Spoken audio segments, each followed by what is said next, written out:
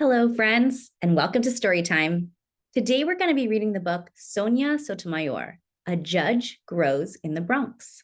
This book is written by Jonah Winter and illustrated by Edel Rodriguez. So this is the front cover, this is the back cover, and this is the spine. And you can see the spine says Sonia Sotomayor, A Judge Grows in the Bronx. Okay, friends, let's get started. Sonia Sotomayor.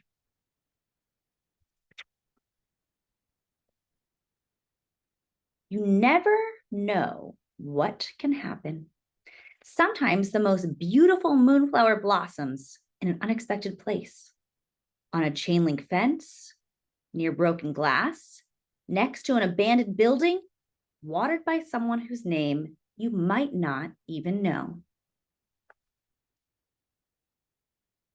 And sometimes the most amazing person blossoms in just a place as well. So it was with a little girl named Sonia. Her blossoming began with her mother's love and hard work. Oh, how Sonia's mother loved her. She worked night and day and night as a switchboard operator, just so she could pay for Sonia and her brother's private schools. She had never made it past the 3rd grade when she was a girl, but she sure wanted her children to. They lived in a public housing project in a part of New York called the South Bronx, a place where most people had precious little money. And Sonia's family was no different, with only their mother to support them. Oh, there's Sonia's mom. You see, Sonia's father had died when she was 9 years old, leaving just an empty chair and much sadness. But you can't give in to sadness when your children need to eat. This is why Sonia's mother worked and then came home and cooked pork chops. To Sonia, this was heaven. Oh, how she loved her mother. When Sonia's mother wasn't cooking or working, she was studying. She wanted to become a nurse so she could make better wages and help her children even more. While Sonia slept, sometimes her mother stayed up until midnight doing her homework. There was nothing she would not do to help Sonia or her brother. Sonia loved the world her mother gave her. Her mother and father were from Puerto Rico, and Sonia grew up surrounded by the tastes and sounds of Puerto Rican culture. A favorite meal was Spanish rice and beans, and she loved the big family parties where merengue music filled the air. Arriba! On Saturday nights, Sonia's family and friends would get together. While the grown-ups sat in one room playing dominoes, Sonia and her cousins played Loteria, a Latin American bingo game. Sonia's abuelita would shout out the numbers while the grandkids marked their cards with chickpeas. Sonia's family surrounded her like a warm blanket. And look, there's her family and friends spending time together and listening to merengue music. And maybe playing dominoes. And she was also surrounded by books, school books, library books, a set of encyclopedias her mother had saved all her pennies and nickels and dimes to buy. And when the schoolwork was done, there were her favorite books, the Nancy Drew Mystery Series.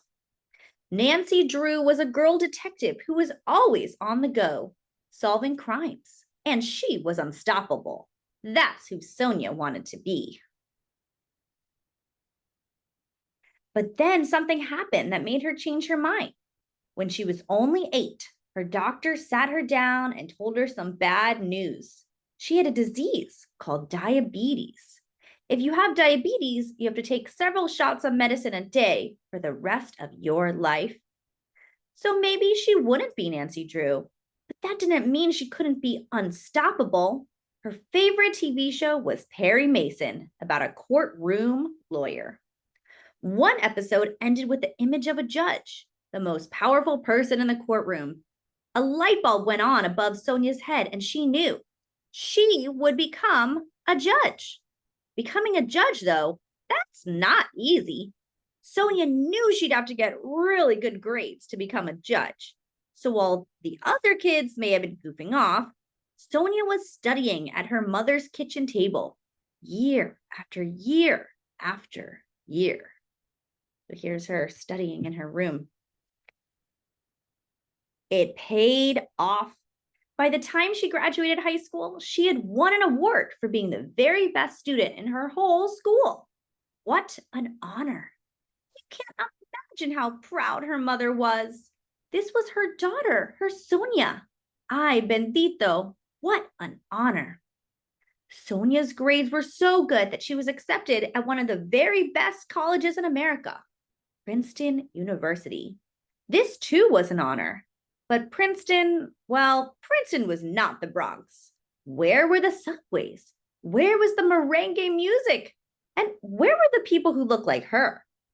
For the first time in her life, Sonia felt scared and shy and very out of place, almost like she was on a different planet. During her first week, she heard a cricket in her dorm room and it scared her. What was this strange insect? As it turns out, it wasn't in her room, but on a tree outside her window. Growing up in the projects, Sonia never had a tree outside of her window. And growing up in the projects, Sonia never had the sorts of luxuries her classmates took for granted.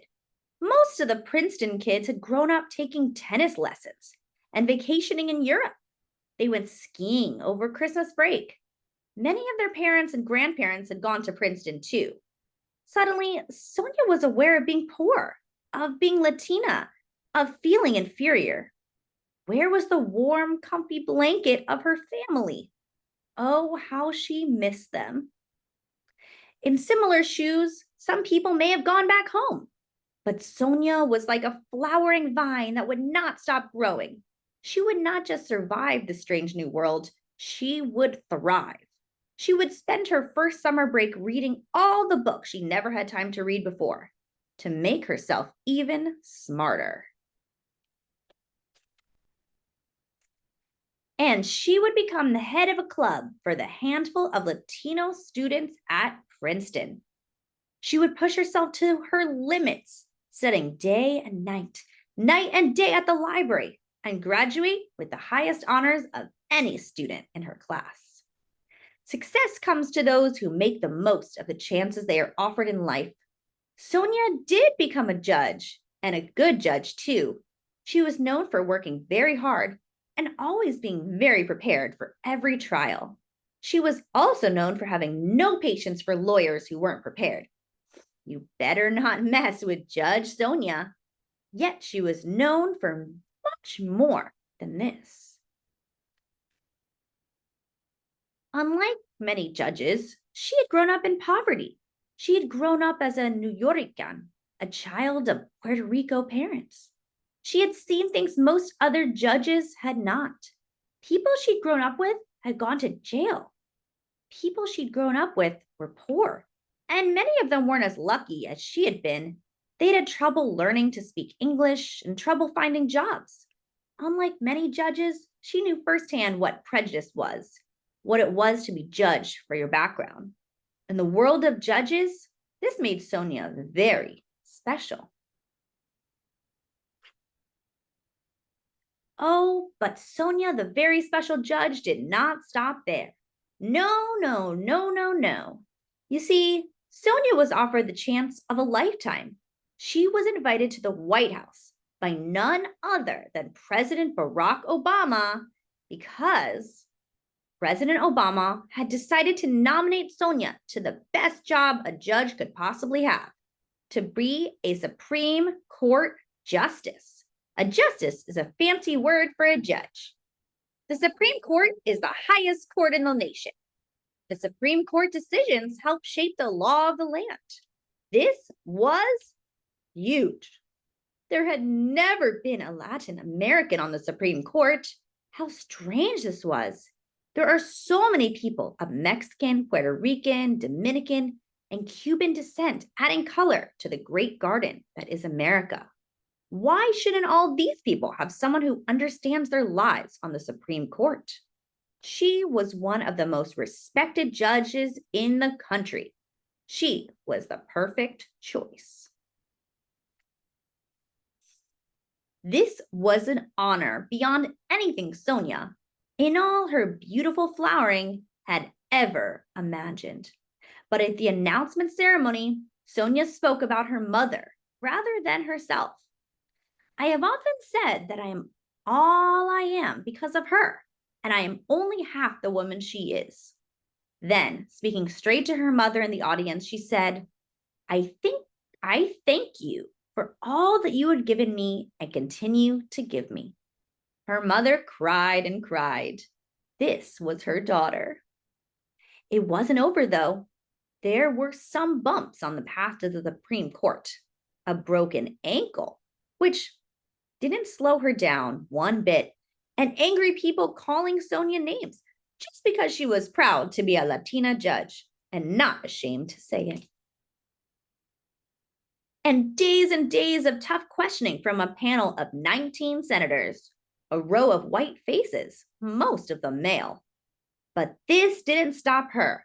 Nothing could stop Sonia, the dynamo from the Bronx, from making history as the nation's first Latin American Supreme Court justice.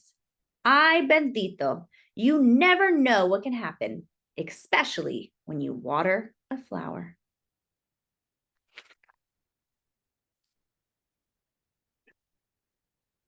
The end. So this book was called Sonia Sotomayor, A Judge Grows in the Bronx. Thanks so much for coming to Storytime, friends, and I'll see you next time.